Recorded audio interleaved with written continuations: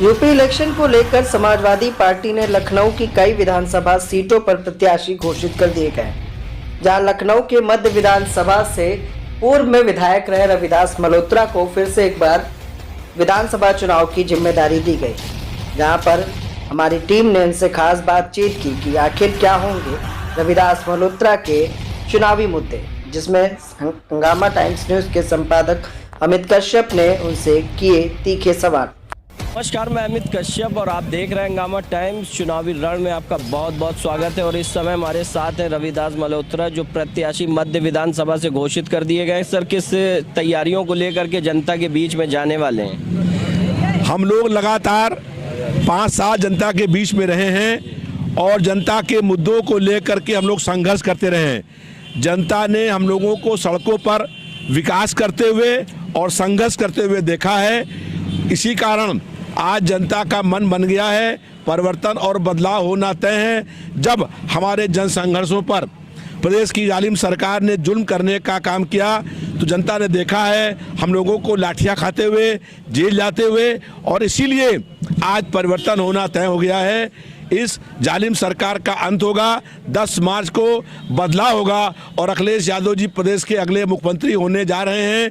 ये जनता जान गई है कि भारतीय जनता पार्टी की सरकार केवल झूठ बोलने का काम करती है। कहीं कोई विकास का काम नहीं किया है। एक भी ऐसा काम नहीं है जो इस सरकार ने शुरू किया हो और उस सरकार ने उसका अंत करने का काम कर दिया हो। ये बताइए, जैसे कि आपके राष्ट्रीय अध्यक्ष अखिलेश यादव ने आपके ऊपर भरोसा जताया, किस तरह से जो है मध्य विधानसभा में आप अपने पार्टी के लिए कार्य करने जा रहे हैं और किन मुद्दों को लेकर के चुनाव लड़ेंगे? अखिलेश यादव जी ने हम पर पुनः विश्वास व्यक्त किया है।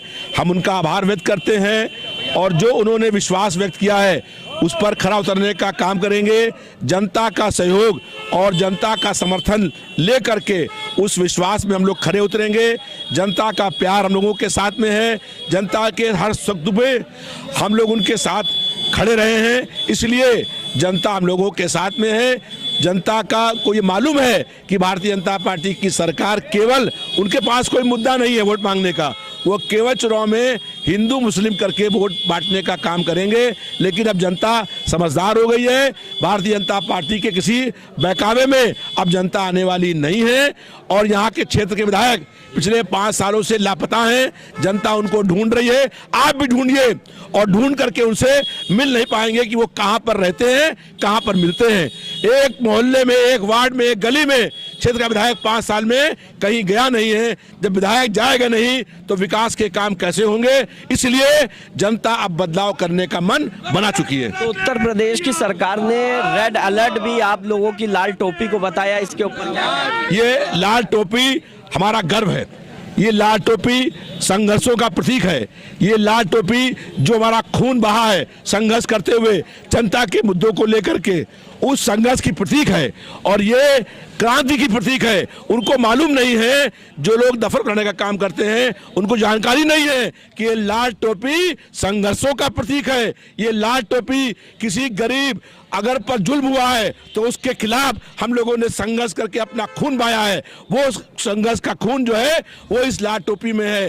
भारतीय जनता पार्टी के लोगों ने किसानों के आंदोलन के ऊपर अपनी गाड़ी चढ़ाने का काम किया था। जो किसानों का खून बहा है, जो 700 किसान शहीद हुए हैं, ये जो शहीद किसान हुए हैं उनका खून आरोप आज भाजपा के ऊपर है। तो भारतीय जनता पार्टी केवल झूठ बोलने का काम कर रही है, जनता को गुमराह करने का काम कर रही है। लेकिन अब जनता इनके बहकावे में आने वाली नहीं है। बजट भी आ गया है, तो बजट से क्या उत्तर प्रदेश के 2022 के चुनाव में कोई फर्क पड़ने वाला? देखिए, बजट ये सब पेश करते हैं। इन्होंने कहा था कोरोना में कि 20 लाख करोड़ का पैकेज दिया, 20 लाख करोड़ का।